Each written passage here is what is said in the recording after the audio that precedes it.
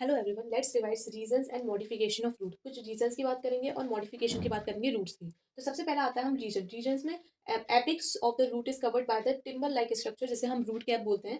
जो रूट का एपिक्स होता है वो एक टिम्बल लाइक स्ट्रक्चर से कवर्ड होता है, जिसे हम रूट कैप बोलते हैं। अब जो रूट कैप होता है उसका क्या फंक्शन होता है? It protects the tender apex of root by making way through the soil. ये क्या प्रोटेक्ट करता है? टेंडर एपिक्स जो होती है रूट की, उसको प्रोटेक्ट करता है by the making way through soil. Soils के थ्रू वो एक रास्ता बनाता है जिसकी वजह से उसको वो प्रोटेक्ट करता है टेंडर एपिक्स से। तो ये हो गया हमारा रीजन। तो अब बात करते हैं above the root cap. Root cap के ऊपर is the region of meristematic activity. Root cap के ऊपर हमारा मेरिस्टेमेटिक एक्टिविटी का रीजन होता है having the small cells and dense cytoplasm, जहां पे स्मॉल सेल्स होते हैं और डेंस साइटोप्लाज्म होता है।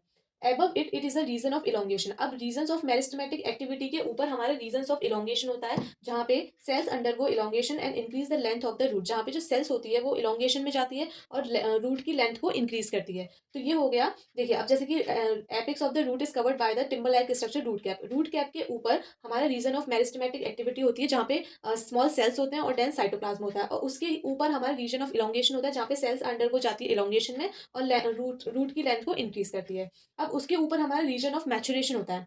अब मैचुरेशन में इसमें क्या फंक्शन होता है, क्या हेल्प करता है? In the absorption of the water and minerals. Water का एब्जॉर्प्शन में रीजंस ऑफ मैचुरेशन हमारा हेल्प करता है। अब नेक्स्ट बात करते हैं हम मॉडिफिकेशन के बारे में। मॉडिफिकेशन के देखिए, मॉडिफिकेशन में क्या रोल है इसका, कि ये स्टोरेज का काम करता है, नाइट्रोजन फिक्सेशन का काम करता है, एरिएशन का काम करता है और सपोर्ट का काम करता है।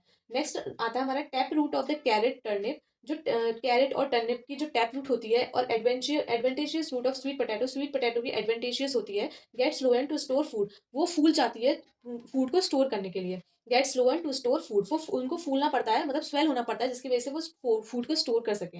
नेक्स्ट और लास्ट पॉइंट मैंने लिखा है इन द राइजोफोरा। राइजोफोरा में जो न्यूमेटोफोर्स होते हैं helps to get oxygen for respiration as its grows in the swampy areas. Rhizophora में जो न्यूमेटोफोर्स होते हैं वो हेल्प करते हैं get oxygen from respiration, respiration से ऑक्सीजन को लेने के लिए, as it grows in the swampy area, जहाँ पे ये स्वैम्पी एरियाज में वो ग्रो करते हैं। तो ये है हमारा रीजन और modification of the roots. If you like please subscribe to my channel and stay tune to my YouTube channel. Thank you.